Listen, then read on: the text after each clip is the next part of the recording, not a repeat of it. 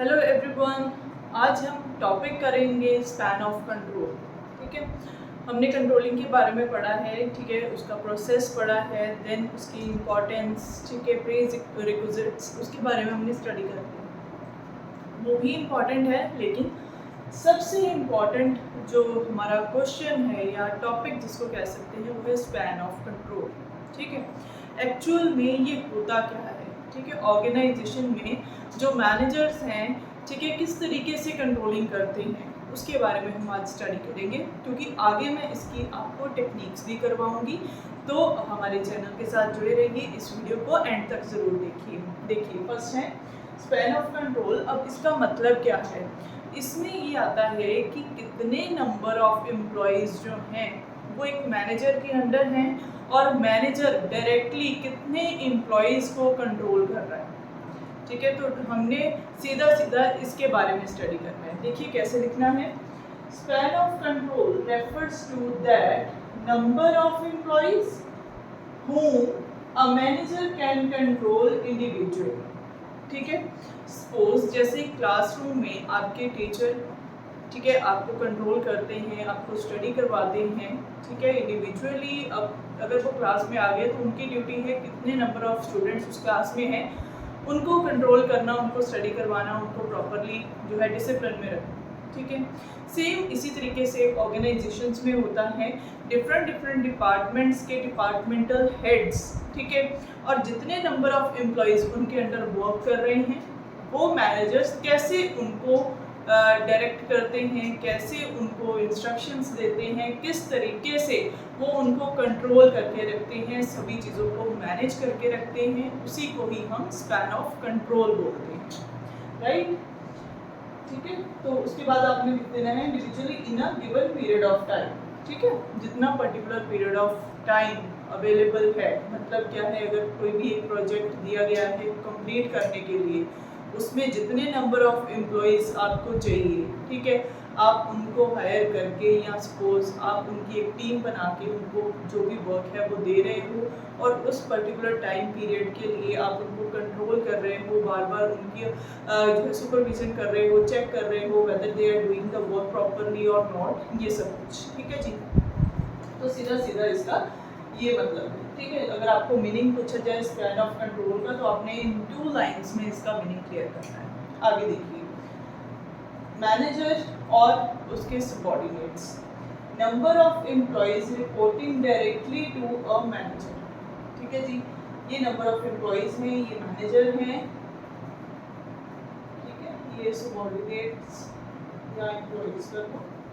ठीक है, तो मतलब क्या है, इनका डायरेक्ट लिंक है एंड डायरेक्टली जो सबऑर्डिनेट्स हैं, एम्प्लॉयज़ हैं, वो रिपोर्ट करते हैं इसको अपने इमीडिएट बॉस को। राइट, उसके बाद देखिए अब इसकी कैलकुलेशन, एक फॉर्मूला भी है, formula of calculating span of control, number of employees over number of managers. ठीक है जी, कितने नंबर ऑफ एम्प्लॉयज़ को, ठीक है, मैनेजर्स जो हैं वो उनको कंट्रोल कर रहे हैं। ठीक है, तो वैसे तो सीधा मतलब यही है कि एक मैनेजर के अंडर जितने भी नंबर ऑफ एम्प्लॉयज़ हैं किस तरीके से वो मैनेज कर रहा है, उनको कंट्रोल कर रहा है, वही स्पैन ऑफ कंट्रोल है। राइट, अब आगे देखिए, the term span of management is known as span of control and span of supervision. ठीक है जी, मैनेजमेंट में भी क्या करता है एक मैनेजर, ठीक है, अगर हम ये कहें कि वो अपने डिपार्टमेंट को मैनेज कर रहा है, इट मीन्स वो अपने डिपार्टमेंट में होने वाली एक्टिविटीज़ और कौन उन एक्टिविटीज़ को परफॉर्म कर रहे हैं, ठीक है, उनको सुपरवाइज करता है एंड देन क्या है, एक कंट्रोल बना के रखता है, सो दैट जो हमारे प्री डिटरमाइंड गोल्स हैं, जो हमने स्टैंडर्ड फिक्स किए गए हैं, सो उनके अकॉर्डिंगली जो हमारी एक्टिविटीज़ हैं वो परफॉर्म हो और रिजल्ट्स जो हैं वो फेवरेबल आए। क्लियर? ठीक है, उसके बाद लिखा है but span of management is a better term because control and supervision are elements of management. ठीक है, कहते हैं कि अगर स्पैन ऑफ मैनेजमेंट, जैसे हमने यहाँ पे पढ़ा, term of span of management is known as span of control and supervision. ठीक है, इनको क्या है, स्पैन ऑफ कंट्रोल और सुपरविजन भी बोला जाता है, बट कहते हैं अगर हम ये कहें कि मैनेजमेंट या स्पैन ऑफ मैनेजमेंट जो है वो बेटर टर्म है, वो इसलिए क्योंकि मैनेजमेंट का ही पार्ट है कंट्रोलिंग एंड सुपरविजन। क्योंकि अगर हम ये कहें कि हर एक चीज़ जो है वो प्रॉपरली मैनेज हो रही है, ऑर्गेनाइजेशन में एक्टिविटीज़ प्रॉपरली मैनेज हो रही हैं, या हम एक अच्छी मैनेजमेंट को किस चीज़ का नाम देते हैं, सुपरविजन और कंट्रोलिंग का ही, ठीक है। तभी हम ये कह सकते हैं ना कि हर एक चीज़ जो है वो प्रॉपरली मैनेज्ड है। वो तभी मैनेज्ड है अगर क्या है, एक मैनेजर के कंट्रोल में है। Clear? So this is the part of introduction related to the span of control. अब हम कवर करेंगे techniques of span of control. Span of control की भी 2 टेक्निक्स हैं, traditional technique and modern techniques. Traditional techniques को हम आज explain करेंगे, ठीक है। तो चलिए देखते हैं कौन कौन सी टेक्निक्स हैं। अब हम कवर करेंगे टेक्निक्स, ठीक है। ट्रेडिशनल टेक्निक्स में फर्स्ट है बजटरी कंट्रोल टेक्निक्स, ठीक है। बजटरी से आप मतलब समझते होंगे बजट बनाना, ठीक है, कि कोई भी काम करना है, कोई भी एक्टिविटी परफॉर्म करनी है, कोई भी एक्सपेंडिचर करना है, तो उसके लिए पहले एक बजट बनाना है कि पर्टिकुलर उस लिमिट तक ही हम खर्चा करेंगे, या उस लिमिट तक ही हमने एक्टिविटीज़ परफॉर्म करनी है, या कोई भी पर्टिकुलर वर्क है, ठीक है, उसका एक बजट बना के रखना है। सो अकॉर्डिंग टू दैट चलना है, राइट।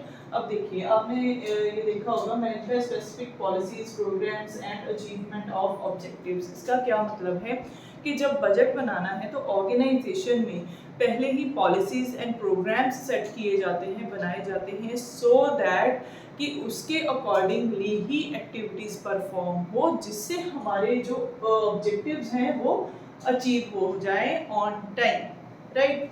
अब दूसरी बात देखिए, कहते हैं expenditure to be incurred in all that task in the future is determined in advance.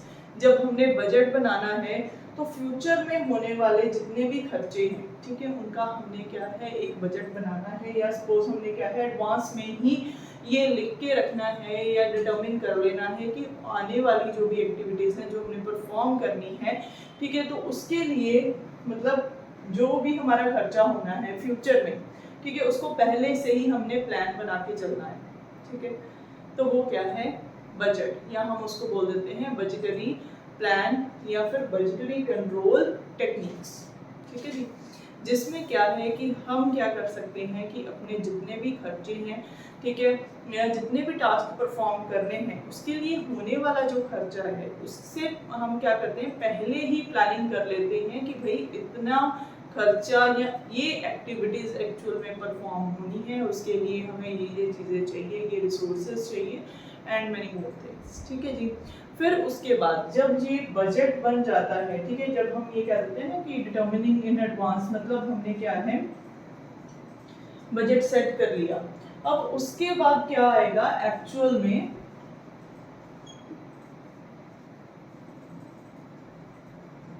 Actual जो परफॉर्मेंस है, ठीक है, उसका कंपैरिजन किया जाएगा विथ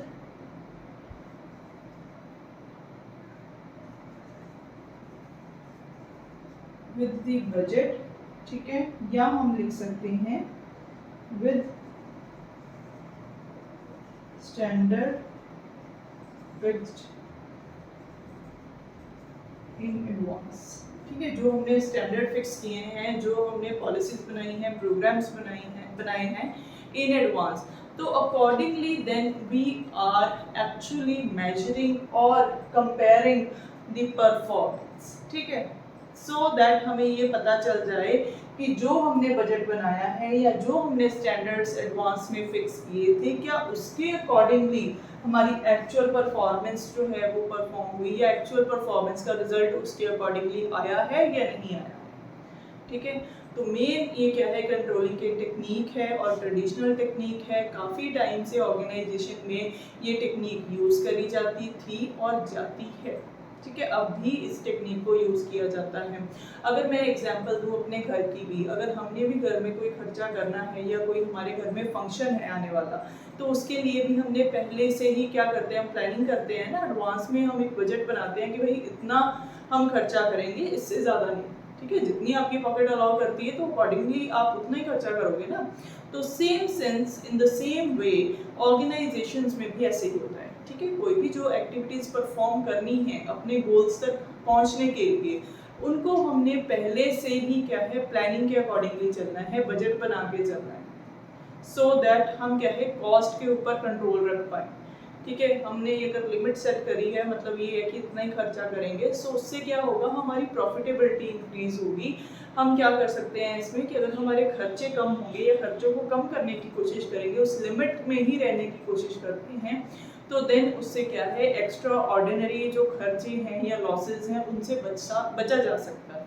ठीक है, अब इसके ऑब्जेक्टिव्स हैं, देखिए, first is corrective action, profitability, improve performance and determining expenditure for the future. ठीक है, जो हमने मीनिंग में मैंने आपको अभी बताया ना, मीनिंग में हमने पढ़ा है, सेम उसी सेंस में इसके जो ऑब्जेक्टिव्स हैं वो है करेक्टिव एक्शंस का। यहाँ पे ये मतलब है कि जब हम बजट बनाते हैं, ठीक है, हमने स्टैंडर्ड फिक्स कर लिया, तो उसके बाद जब हम कंपैरिजन करेंगे विद द एक्चुअल परफॉर्मेंस, तब हमें पता चलेगा कोई डेविएशंस तो नहीं है, मतलब कोई डिफरेंसेस तो नहीं आए हैं। ठीक है, अगर जहाँ पे कोई कमी है या कोई डिफरेंसेस आ गए हैं क्वालिटी में, क्वांटिटी में, या जो हमने बजट बनाया था उसके अकॉर्डिंगली वर्क नहीं हुआ है, जैसे अगर हम प्रोडक्शन की बात करें, प्रोडक्शन करते टाइम हमने ये सेट किया हुआ है कि 2% कॉस्ट ही लगेगी, इससे ज़्यादा नहीं, तो अगर क्या है 2% से ज़्यादा कॉस्ट लग रही है, ठीक है, मतलब क्या है हमारे प्रॉफिट में फ़र्क आ रहा है, या जो हमने बजट सेट किया था उसके अकॉर्डिंगली हमारे एक्सपेंडिचर ज़्यादा बढ़ गए हैं, ठीक है, कॉस्ट ऑफ प्रोडक्शन और बढ़ गई है,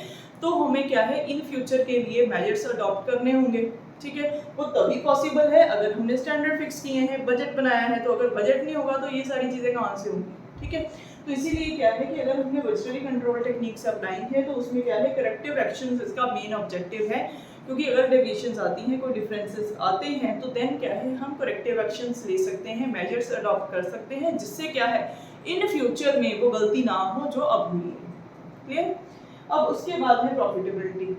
ऑब्वियसली अगर आपने क्या है एक लिमिट सेट कर ली है खर्चों के ऊपर, तो देन क्या है कि अगर उसके अकॉर्डिंगली आप एक्सपेंडिचर करते हो और अच्छा वर्क करते हो, एफिशिएंटली आपके वर्कर्स जो हैं या एम्प्लॉयज़ जो हैं वो एक्टिविटीज़ परफॉर्म करते हैं, तो डेफिनेटली आपकी प्रॉफिटेबिलिटी इंक्रीज हो आपके ऑर्गेनाइजेशन की। देन है इम्प्रूव परफॉर्मेंस, एक स्टैंडर्ड फिक्स कर दिया, आपको ये पता चल जाएगा जब आप कंपेरिजन करोगे कि अकॉर्डिंगली एफिशिएंटली किसने काम किया है, इनएफिशिएंटली किसने काम किया है। ठीक है, एक्चुअल जो स्टैंडर्ड्स आपने बनाए हैं क्या उसको मेंटेन किया है एम्प्लॉयज़ ने या नहीं।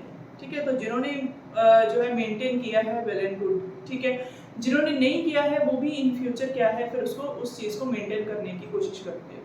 जो स्पैन ऑफ कंट्रोल है, ठीक है, अब इसका मतलब ये नहीं है कि अगर हम कंपैरिजन कर रहे हैं तो जहाँ पे एम्प्लॉयज़ अच्छा वर्क नहीं कर रहे हैं, कोई डेविएशंस है, कोई प्रॉब्लम्स आ रही हैं, तो वहाँ पे उन एम्प्लॉयज़ को हम निकाल देते हैं।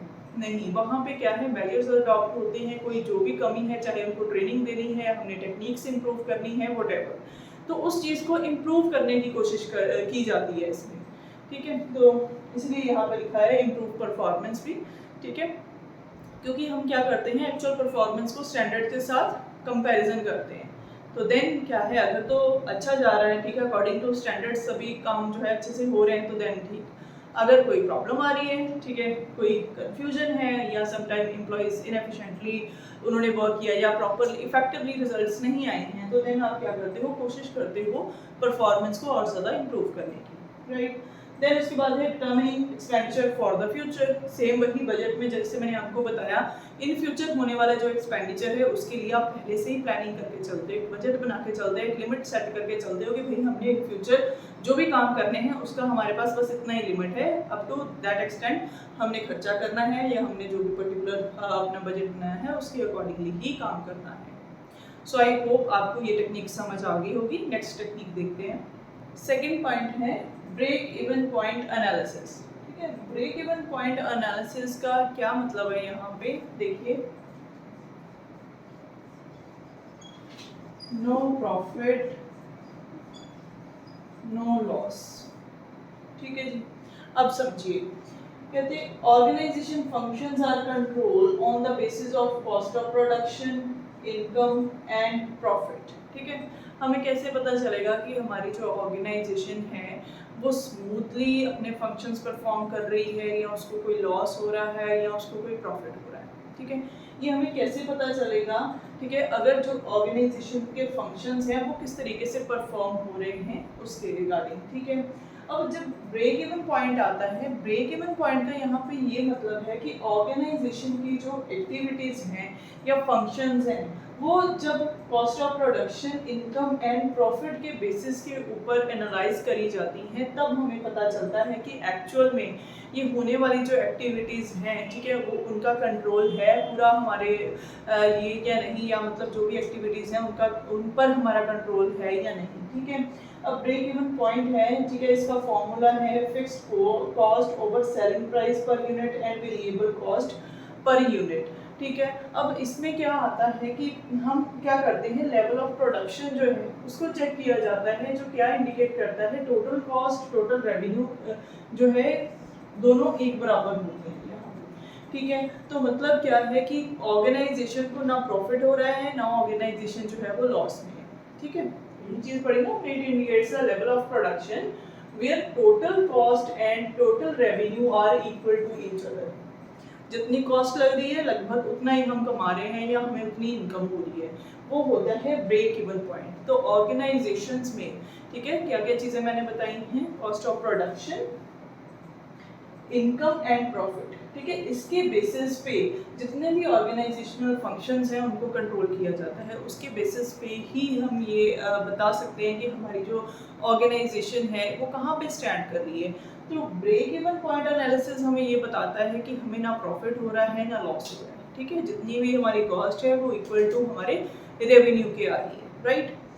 थर्ड हमारे पास टेक्निक है पर्सनल ऑब्जर्वेशन, ठीक है। पर्सनल ऑब्जर्वेशन का यहाँ पे क्या मतलब है, जब सुपरविजन जो है मैनेजर द्वारा इंडिविजुअली डन करी जाती है, मतलब क्या है, स्ट्रिक्टली ऑब्जर्वेशन होती है, सुपरविजन होती है, मैनेजर्स जो हैं अपने अंडर जो वर्कर्स उनके काम कर रहे हैं, ठीक है, उनके ऊपर एक प्रॉपर चेक रखते हैं, ठीक है, टाइम टू टाइम उनको गाइड भी करते हैं, टाइम टू टाइम इंस्ट्रक्ट भी करते हैं, एंड देन ये भी देखते हैं कि एक्चुअल में जो हमने ऑर्डर्स पास करे हैं क्या उसके अकॉर्डिंगली वो फंक्शंस परफॉर्म कर रहे हैं या नहीं कर रहे हैं, ठीक है। तो उस चीज़ के बारे में यहाँ पे जो है वो ऑब्जर्वेशन करी जाती है बाय द मैनेजर्स। एंड दूसरी चीज़, स्मॉल ऑर्गेनाइजेशंस के लिए ये जो पर्सनल ऑब्जर्वेशन है या हमारी टेक्निक ऑफ कंट्रोल है सूटेबल है, क्योंकि क्या है, लिमिटेड यहाँ पे स्कोप है और लिमिटेड नंबर ऑफ सबॉर्डिनेट्स जो है वो डायरेक्टली कांटेक्ट करते हैं मैनेजर्स के साथ, एंड मैनेजर को भी पता होता है अपने एम्प्लॉइज़ के बारे में, सबॉर्डिनेट्स के बारे में, that how they are performing the work, what type of behaviour they are having and so many more things, right. तो देन क्या है, वो अपनी पर्सनल ऑब्जर्वेशन से ही चेक करता है, ये देखता है कि किस तरीके से काम हो रहा है, ठीक है, और कहाँ पे शॉर्टकमिंग्स हैं, ठीक है, तो उन चीज़ों के लिए हम क्या मेजर्स अडॉप्ट कर सकते हैं, राइट। उसके बाद है हमारी last traditional technique statistical reports. Statistical reports क्या कहती हैं कि जब रेशियो, परसेंटेज, एवरेज, डिस्पर्जन और ट्रेंड, ठीक है, इसके अकॉर्डिंगली एस्टिमेट लगाया जाता है, एवरेज निकाली जाती है कि जो सपोज हमने जो भी पर्टिकुलर वर्क परफॉर्म करने के लिए दिया था एम्प्लॉइज़ को, ठीक है, किस तरीके से वो वर्क कर रहे हैं। तो थ्रू स्टैट्स क्या है, परसेंटेज के अकॉर्डिंगली या एवरेज के अकॉर्डिंगली, ट्रेंड एनालिसिस के अकॉर्डिंगली, ठीक है, क्या है, हम डेविएशंस निकालते हैं, ये चेक करते हैं कि एक्चुअल में एफिशिएंसी निकल के आई है या नहीं, ठीक है। तो देन ये एनालिसिस जो है वो टेबल, ग्राफ और डायग्राम्स की फॉर्म में आती हैं। तो देन मैनेजर्स क्या है वो आइडेंटिफाई कर लेते हैं कि कहाँ पे डिफरेंसेस हैं, कहाँ पे परफॉर्मेंस जो है वो जो है डाउन जा रही है, कहाँ पे अप जा रही है।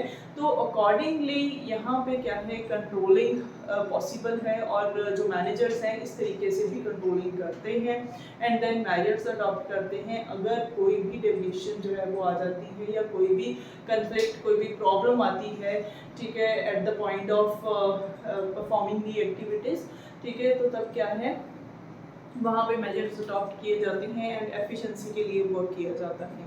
सो ये हमारी थी ट्रेडिशनल टेक्निक्स ऑफ कंट्रोल, ठीक है। सो आई होप आपको span of control and traditional techniques जो है वो इजीली समझ आ गई होंगी, ठीक है। तो कल हम करेंगे टॉपिक मॉडर्न टेक्निक्स, ठीक है, ऑफ कंट्रोल। सो इससे पहले अगर आपको ये वीडियो अच्छी लगी तो प्लीज़ इसे लाइक ज़रूर करना, शेयर करना, चैनल को सब्सक्राइब करना, बेल आइकन को प्रेस करना, सो दैट आगे आने वाली वीडियोस की नोटिफिकेशन आप तक पहुंच सके।